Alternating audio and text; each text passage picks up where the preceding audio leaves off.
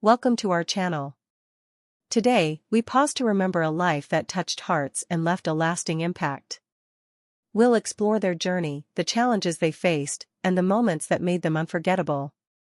Join us as we honor their story, celebrate their legacy, and reflect on the memories that will continue to inspire and live on in the hearts of those who knew them. The news arrived quietly, without urgency or spectacle. It confirmed that J. Kennedy had passed away, closing a long life shaped by words, patience, and teaching. There were no flashing headlines. Just a pause. And for many, a moment of reflection. Joseph Charles Kennedy, known to readers as J. Kennedy, spent his life listening closely to language. He believed poetry did not need to shout to be heard. It only needed honesty. Over decades, his work found its way into classrooms, libraries, and the hands of young readers encountering poetry for the first time. Born in 1929, Kennedy grew up in a world where literature was often treated as distant or formal. He chose a different path. His poems were playful but thoughtful. Simple, but never shallow. They spoke about everyday moments, small fears, humor, and quiet truths. Teachers trusted his voice because students understood it. He added the X to his name to avoid confusion with another public figure, but it soon became something more. It marked a writer who stood apart, not by force, but by clarity. Over time, J. Kennedy became one of the most familiar names in American literature education, even for those who never realized it. For generations of students, his poems were not assignments. They were introductions. His textbooks and anthologies shaped how poetry was taught across the country. He believed young readers deserved real poems, not simplified ones. That belief changed classrooms. A former student wrote online, "He was the first poet who made me feel like poetry was allowed to be fun." That stayed with me for life. It was a feeling shared by many who encountered his work early and never forgot it. Kennedy was not only a poet. He was also a translator, editor, and critic. He worked carefully, respecting the rhythm of language and the reader's time. Even when writing about complex ideas, he kept his tone clear and welcoming. He did not write to impress. He wrote to connect. Colleagues often described him as generous with younger writers. He answered letters. He offered feedback. He believed encouragement mattered. One fellow poet recalled, J. Kennedy treated beginners with the same care he gave to classics. That kindness shaped more careers than he ever claimed. As years passed, his name became woven into the structure of education itself. His books were revised, reprinted, and reused. Students changed. Times changed. But his approach remained steady. Poetry, he believed, should feel human. News of his death prompted quiet tributes rather than loud ceremonies. Former teachers shared memories. Writers quoted lines that still lived in their minds. One educator posted, "He taught us that poetry belongs to everyone." That lesson never expires. Kennedy lived through many literary movements, but he never chased trends. He trusted his voice and the reader's ability to listen. His poems often carried humor, but there was always care beneath the surface. He understood that laughter could open doors to understanding. In later years, he stepped back from public life, but his work never left circulation. New students continued to meet his words without knowing his story. That was part of his legacy. He did not need recognition to remain present. His passing marks the end of a chapter in American letters, but not the end of his influence. His poems still appear on classroom boards. His lines are still read aloud. His belief in clear, honest language continues through teachers who learned from him. A literary editor once said, X.J. Kennedy trusted young readers more than most adults do. That trust changed how poetry was taught. It is a simple statement, but it explains a lifetime of impact. As the news settles, there is a sense of gratitude more than loss. He lived a full life in service of language.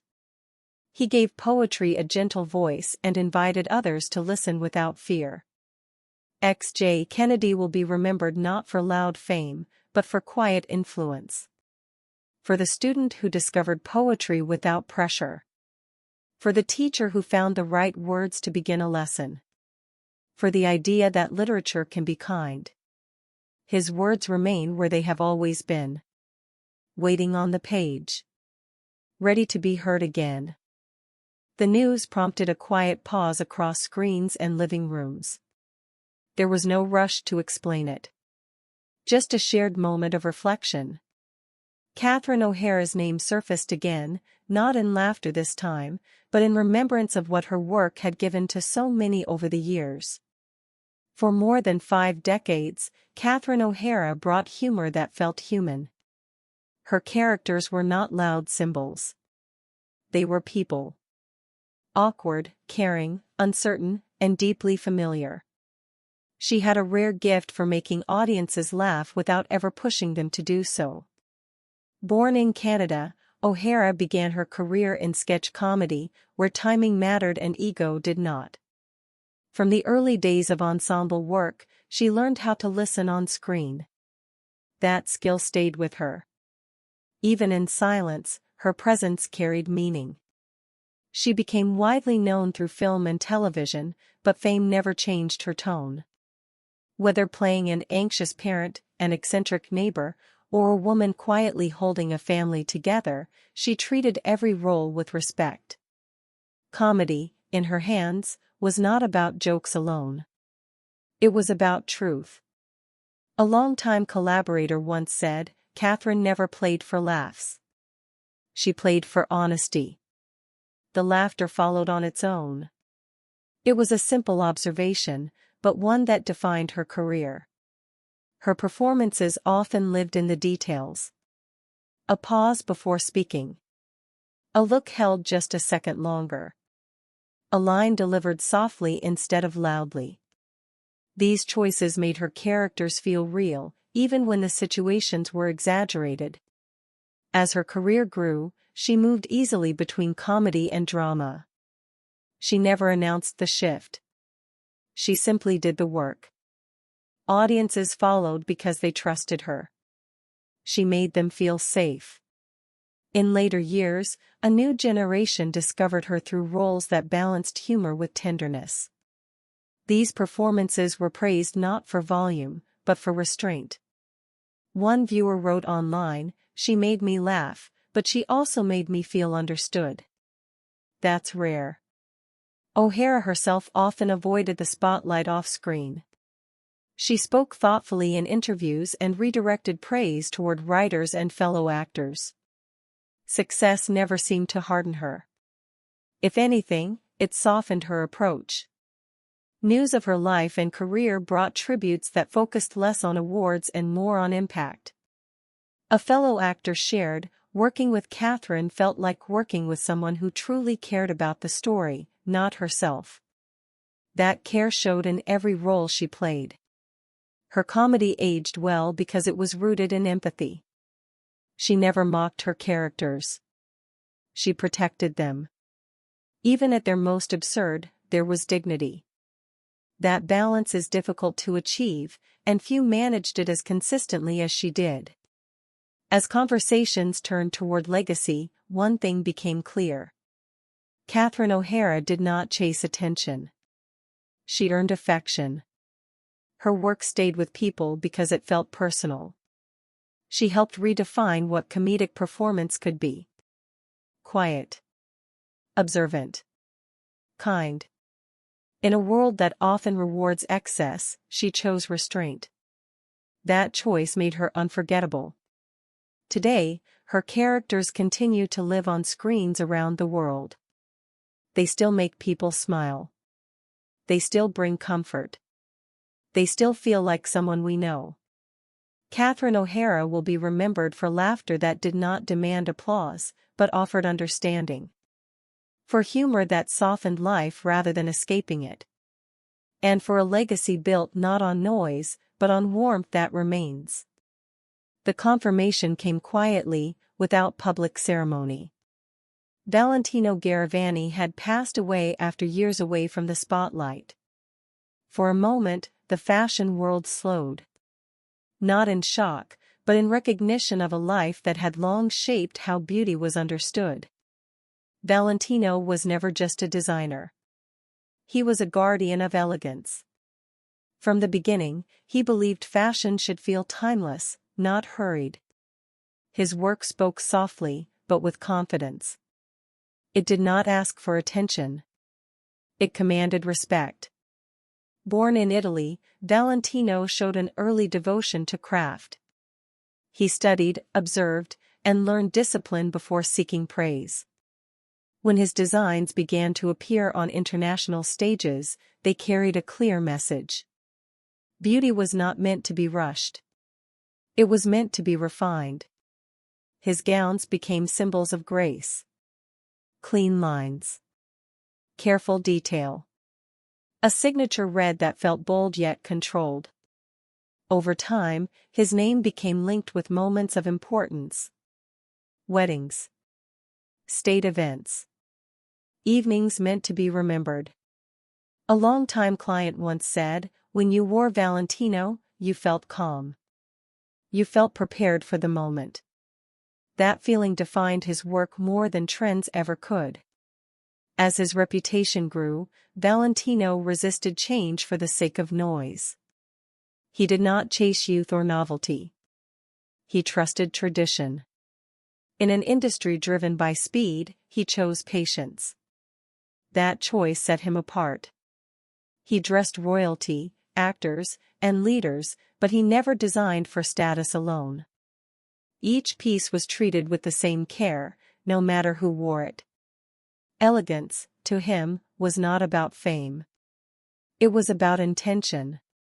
Behind the scenes, he was known for discipline. Perfection mattered. So did loyalty. His fashion house became a place of long-term collaboration, where craft was respected and preserved. One colleague recalled, "Valentino believed fashion was a promise. You never broke it." In later years, he stepped back from public life. The shows continued without him, but his presence was still felt. His standards remained. His influence lingered in every careful stitch and quiet silhouette. As news of his passing spread, tributes focused less on numbers and more on feeling. A fellow designer wrote, "Valentino taught us that elegance does not age. It waits." The words reflected a shared understanding across generations. Fashion historians noted how his work resisted time. While styles changed, Valentino's vision stayed intact. His designs aged with grace, just like the man himself. To many, he represented a different rhythm. One where beauty was allowed to breathe. Where craftsmanship mattered more than applause. Where silence could be powerful. His death marks more than the loss of a designer. It marks the closing of an era. A time when fashion was built slowly, with care, and with respect for those who would wear it. Valentino Garavani leaves behind more than garments. He leaves a lesson. That elegance is not loud. That beauty does not rush. That true style lives beyond seasons. His work will continue to walk red carpets and quiet halls. It will appear in photographs long after the moment has passed. And in those images, his vision will remain. Valentino will be remembered as a man who turned fashion into ceremony. Who treated beauty as something personal and lasting. And who showed the world that elegance, when crafted with patience, never truly fades. The confirmation came without fanfare. No stage lights. No headline moment. Just the quiet news that Bryan Loren Hudson had passed away after health complications. For many, his name did not immediately appear on screens. But his work did. It always had. Bryan Loren Hudson lived behind the curtain of modern music. He was not the voice at the microphone or the face on album covers. He was the presence inside the sound. The one shaping melodies, guiding emotion, and leaving space where silence mattered. From early in his career, Hudson chose contribution over recognition. He worked in studios, late hours, and quiet rooms where songs were built piece by piece. He believed music was not about who was seen, but what was felt. Those who knew his work understood its range. His influence moved across genres and moods. Some songs carried joy. Others carried weight. All of them carried intention. He listened more than he spoke, and that listening shaped his craft. A fellow musician once shared, Bryan never tried to be the loudest person in the room. He cared about the song more than the credit. It was a simple truth, repeated often by those who worked beside him. Hudson's approach made him trusted. Artists returned to him because he respected their voice. He did not force direction. He guided it. Many later said their best work came from sessions where he allowed the music to breathe. As the years passed, his name appeared quietly in liner notes, if at all. But his sound reached far. Songs he helped shape found their way into cars, homes, and memories. Listeners may not have known his name, but they knew the feeling. In an industry driven by attention, Hudson remained grounded. He avoided the spotlight by choice, not by chance. One producer recalled, Bryan believed music should speak for itself. He never needed to step in front of it. When health challenges began to slow him down, he stepped back without announcement. There were no statements or farewells. He simply let the work stand. And it did. News of his passing prompted quiet tributes from within the industry. Musicians shared memories rather than achievements. One artist wrote online, "He helped me find my sound when I didn't know what it was yet. I owe him more than I can say." Friends described him as steady and thoughtful. He valued honesty over speed. Progress over praise. In a fast-moving world, he remained patient. Hudson's influence is difficult to measure, because it was never meant to be counted. It lives in songs that still play. In melodies that still carry emotion. In moments where music feels right without explanation. As listeners return to familiar tracks, few will know his role. But that was always his place.